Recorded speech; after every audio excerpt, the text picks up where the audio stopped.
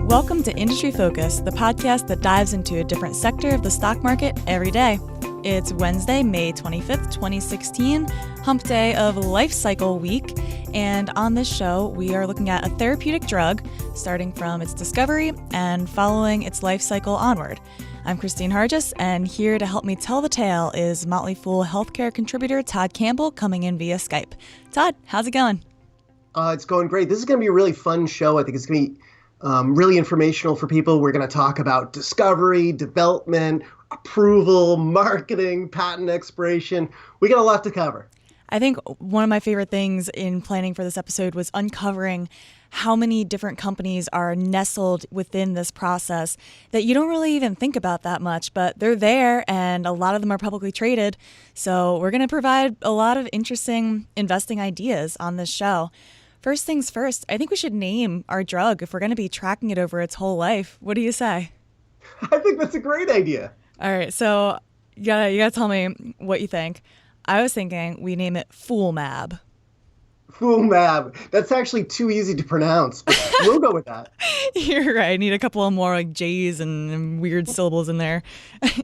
But for the purposes of the podcast, I think we should keep it simple because Lord knows I'm going to trip over it enough already. FoolMab it is. So FoolMab is born on this lovely May day.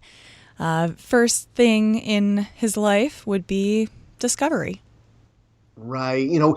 This is going to be a lot of fun because we're going to walk through all of these different stages with FoolMab. We're going to show you how the sausage is made, if you will, or isn't made, as it were, because there's such a chance for failure at any one of these stages along the way. Where the and sausage probably falls in apart. discovery, you've got the greatest chance of failure, right?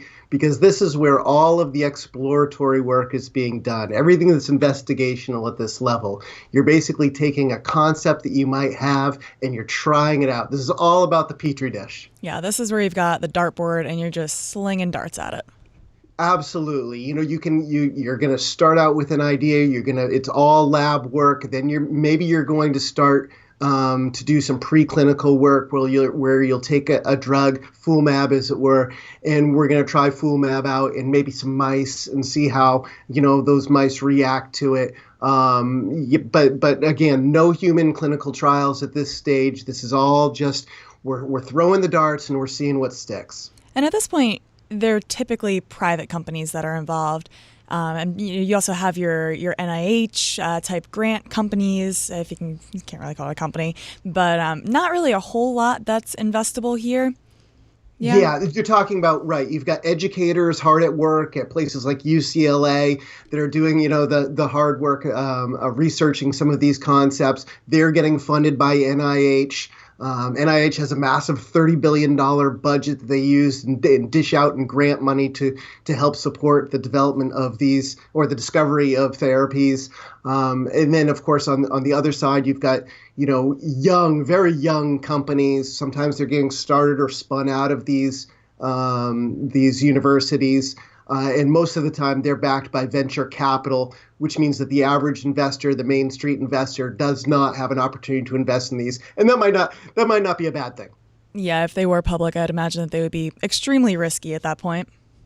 Very much so. And then if you look at it and say, well, I'm an investor and I want to have exposure to the discovery stage, probably the best approach there is to just consider, okay, who's supplying the beakers to the lab? And in that case, probably the biggest out there is Thermo Fisher, symbol is TMO.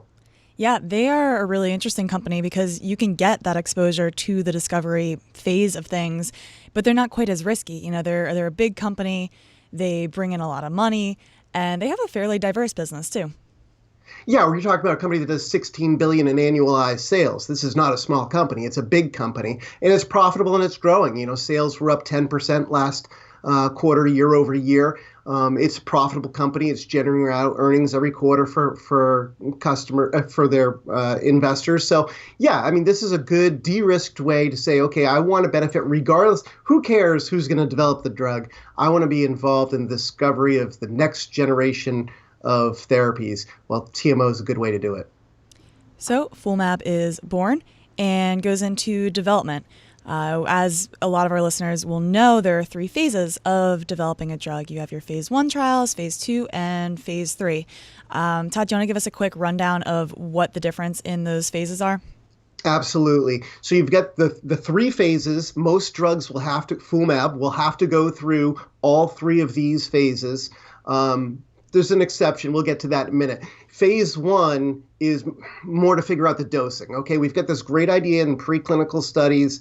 Now let's figure out with a small trial in humans what the safe dose is that we can give to people. So that's phase 1. Phase 2, you're now saying, okay, I've got the dose. Now let's make sure that it's safe. And by the way, we'll also look to see if it works as a secondary endpoint. But that's phase 2. And then phase 3 is, okay, phase 2 showed that there's some efficacy. It showed that it's safe. Let's roll it out to a heck of a lot of people and make sure that this drug is as good as we think it is based on our phase 1 and phase 2 studies. One company that I want to highlight here is a company that manages all the paperwork involved, because as you can imagine, this is a really complicated process. You have to keep track of everything. There's a lot of information being created that needs to be stored. And so the company is Veeva Systems. And you might be familiar with them because of their CRM, Life Sciences IT for sales and marketing. But they also have this Veeva Vault part of the business that does exactly this, keeps track of all the R&D information. Right, and Veeva is an interesting stock because not only can you participate in the development stage, but Veeva also participates in the commercial stage, which we'll get to in a minute. Another stock that might be intriguing to investors to check out is Quintiles. And the reason that Quintiles is interesting, the symbol there is Q, is that they help run all of these clinical trials. So they're going to be working with the Bristol Myers of the world, if you will, in figuring out, okay, where are we going to recruit patients? How are we going to manage all of those patients? How are we going to manage that data? So that's another company in the development stage that might be worth checking out. And they're known as a CRO, which is a contract research organization. And I believe they actually have an agreement to merge with IMS Health. Is that right? Right. And then in that case, they're going to also move a little bit into the commercial stage as well. That deal could be a pretty important one. This is a stock I'm watching. I don't currently own it, but I'm very intrigued by it. So I want to see how that integration goes with that merger. And if that goes well, this might end up in at least this fool's portfolio. Overall, I mean, you and I on the show, we talk a tremendous amount about clinical stage companies, and usually it's phase 1, phase 2, phase 3 drugs. Investors should probably remember that whenever we're talking about those kind of drugs, phase 1 is highly risky. Phase 2 is a little less risky, but still pretty risky. And phase 3 is also risky. I mean, you look at historical failure rates in clinical trials, and in cancer alone, 50% of phase 3 trials still fall short. So if you're looking for investment ideas that don't have the risk of trial failure, then Veeva and Quintiles are 2 that you might want to keep in mind. Another one that I would consider very low risk is actually a healthcare REIT, which is a real estate type company, and they're HCP. So they have over 1,000 different properties in senior housing, post-acute care, life science, and medical office buildings. So a good chunk of that is going to be the actual place where you're doing this discovery and development work. And we're familiar with the demographic trends here, and we know that more and more drugs are being created every day because people are living longer, and so they need more drugs.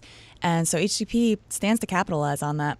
Well, what's nice about HCP, too, is that, the facilities that all this drug research and everything is occurring in, they're complex facilities, right? You can't just go down the street and rent from another person. They're building these out for clients who have very specific needs. And as a result, they don't have a whole heck of a lot of churn in their leases. Yeah, another point to add to that is once you get approval for your drug, you can't change it. So if you have a specific process in place, you're going to keep using that process. Exactly. And we're going to get down to another idea shortly. I don't want to jump too far ahead, but that talks about, the process, the bioprocess of creating biologic drugs that people can invest in. But I suppose we could jump to approval if you're all right with that now with Fumab. Let's keep with what you just mentioned about bioprocessing right before we move on. So I believe you were referring there to Repligen, right? Yeah, absolutely. That's the stock I was sort of hinting at. This is a company that basically makes proteins and things that are needed for the biotechnology company to create their biologic medicine, right? Biologic drugs are complex. They're made in living organisms. And because of that complexity, Repligen has carved out a very intriguing niche, supplying them with vital tools that they need to create these drugs. They're not a huge company. They've only got about 100 million in annualized sales, but they are growing by double digits. Since we are talking about full MAB, I want to point out why exactly we're using MAB there. A lot of drug names will end in these three letters, MAB. It stands for monoclonal antibody. And Repligen, so much of their revenue is tied to the development of these monoclonal antibodies, which is the fastest growing segment of the biologics market. I mean, these are drugs like Humira and Soliris, a really, really important niche of biotechnology. And a significant number of the drugs that are in clinical trials right now and making their way through are biologics. So theoretically, with thousands of more drugs in development than were, say, 10 years ago, their tailwind should be pretty good for this company. So let's now turn to the approval process. So you make it through your phase 1, 2, and 3. You have an application ready to go to the FDA. What happens? Right. You figured out what dose. You've shown that it's safe. You've shown that it helps treat the condition that you're targeting. Now it's time for you to put your application together and submit it to the FDA, the regulator that's in charge of either giving the go or no go to market drugs in the United States. So FullMab files its new drug application and in theory should get a decision roughly 10 months after this application is accepted. Right. The FDA will typically accept an application within a couple months of it being submitted, sometimes faster. And then at that point, the clock starts ticking. It's a 10-month, they call it a PDUFA date. So if you ever see that as you're going through earnings releases, PDUFA, that is the date at which the FDA is scheduled to issue its decision. The decision can come before that. And of course, extensions can be granted that will, push that date out. But that's the target date for a decision on the drug. There is a thing called priority review that can get granted to for drugs that are targeting life-threatening diseases, say cancer, that could be, deliver game-changing, improvements over standard of care. In those cases, priority review decisions usually are a timetable of 6 months or less. And what's interesting is there can be a market for these vouchers at times, which is kind of a quirky concept. Yeah, there's a thing called a pediatric voucher. And the whole idea was, okay, if we can try and incentivize drug makers to focus on rare diseases that affect children, then we'll get, those cures more quickly. And the way they did that was by providing a voucher that if a drug that targets, a rare disease in a child gets approved, this voucher can then expedite the approval of a future drug. And what's happened is that, companies are turning around and getting these vouchers and then reselling them to other companies. I think that the biggest sale so far was for $350 million. So these vouchers aren't chump change. Yeah, I get the impression that the FDA is not a huge fan of what has become of these processes. Yeah, the vouchers basically give you accelerated approval no matter a priority review, regardless of what the drug targets. So, I mean, even it could be trusting cholesterol rather than a rare disease. So they're like, well, why should we be giving a voucher out that basically makes us have to speed a drug along and take basically resources away from a drug that maybe really should have our focus in approval. Yeah, it's the whole theory of a zero-sum game where if they do more attention on this, then that's less attention on something else that could be potentially even more game-changing. Right. So, and, I don't want to forget this point either for investors that when you're considering the approval, so let's say that a company comes out and says, yay, we've got an approval for FullMab, right? Investors shouldn't automatically think, oh, right, blockbuster billion-dollar drug, I got to get on board, I got to own this stock, right? Because there can be hiccups in that approval that can derail the commercialization efforts of the drug. Hiccups for FullMab? What are you talking about? I know this isn't inhaled insulin, but, there could be some risks. Yeah, commercialization is not always a cut, clear, dry path. Something that matters quite a bit is the label that eventually gets slapped on the drug.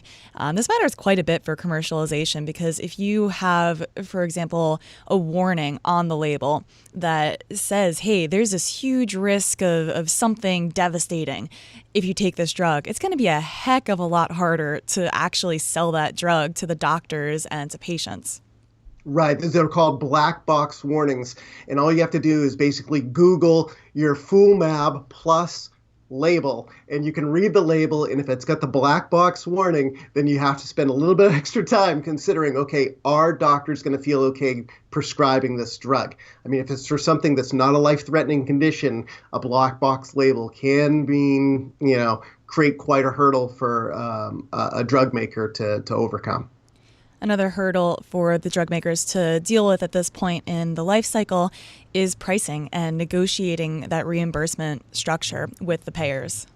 Right. When we get into the marketing phase of the life cycle, we have to deal with a lot of different issues. You have to make sure that you've got the infrastructure in place as far as salespeople that can go out and call on doctors and try and pitch the drug. You've got to have the manufacturing in place to be able to produce the drug in enough scale to be able to fulfill need. There's all sorts of other things that are involved in the commercialization aspect. And no matter what, if you can't secure reimbursement from payers like insurance companies, well, doctors aren't going to prescribe it, patients aren't going to pay for it. This is, again, a place where Veeva Systems comes in with their CRM family of applications. They will allow you to market successfully and also compliantly, which is huge. We see this happen every once in a while where doctors are not exactly being marketed to fairly. This was a big deal in China with GlaxoSmithKline a while back, and it is something that comes up from time to time because it's a tough landscape to deal with, and you want to make sure that you are playing by the rules here. Right. I mean, FDA approves a label. On the label, it'll tell you what the approved use is. A doctor can prescribe a drug for an off-label use. They're allowed to do that. But a drug maker cannot recommend Fulmab for something that is off-label. Okay, so that has to come from the doctor's own decision rather than marketing that's put in front of him by the drug maker. And that's where some of these companies have run afoul in the past, where they're going out and they're making claims that they really are not cleared to be making. So let's say you've cleared that phase. Fulmab is successfully being marketed to doctors. It's out there. Everybody knows about it. It's being prescribed. Years go by, and what happens? Well, the one thing that everybody has to know about the life cycle of a drug is that, for the drug maker anyways, is that it's a defined endpoint life cycle, okay? You basically are forced to compete once your patents expire. And there are sort of ways that drug makers will try to get around this, but yeah, Todd, what you said is hitting the nail on the head, where it does come to an end and eventually you're going to face competition from generics that are a heck of a lot cheaper than your original branded version. Right. I mean, generics came on the scene in a big way in the late 90s, expanded dramatically throughout the 2000s, and now roughly 80 to 85% of all prescriptions that are written are for generic versions of drugs. These drugs are cheaper. They can cost 80% less than the brand name. And as a result, sales for the drug maker of Fulmab will fall dramatically once the patent on Fulmab expires. I feel like we haven't mentioned a company in a while. What's one of your favorite generic drug makers? There's a couple actually that I really like. I like on the traditional generic drug side, I happen to like Mylan Labs. Teva Pharmaceuticals is another one that we've talked about on the show that's intriguing.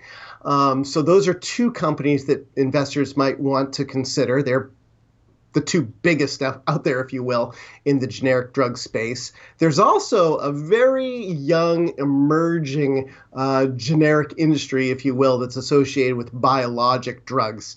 And these companies are creating alternatives that aren't exact copies of biologics, but they work similar, and they're called biosimilars. And that's an area that people should be focusing on as well. There's a really interesting article on Fool.com walking you through a bunch of things that you need to know about biosimilars. If any of our listeners are interested, send us an email at industryfocus@Fool.com and I'll send you that article. It's by Brian Orelli, who's one of our healthcare writers. So, yeah, patent expiration, definitely devastating. But I would argue that the true end of a drug's life is actually when it gets replaced by something new that's more effective and people stop taking it. So eventually this drug, Foolmab, stops getting manufactured and the new generation takes over. So it goes, Right. Foolmab. Patents last 20 years, right? But the drug development is it's expanding so quickly now. What we know about the human genome and the genome of disease is just exploding. And as a result, drugs are coming on that work faster, better, and that are safer in a much shorter time period than that 20-year window. Yeah, it is kind of a beautiful life cycle. Todd, I'm happy to have walked through Foolmab's life with you. Thanks so much for sharing the journey with me. If my timing is correct, it's that time of the show where the closing music comes on. Have you noticed the new tunes recently? Thanks a bunch to Motley Fool's production expert Steve Broido and our very own man behind the glass, Austin Morgan, for making that happen. As always, people on the program may have interests in the stocks that they talk about, and the Motley Fool may have formal recommendations for or against, so don't buy or sell stocks based solely on what you hear.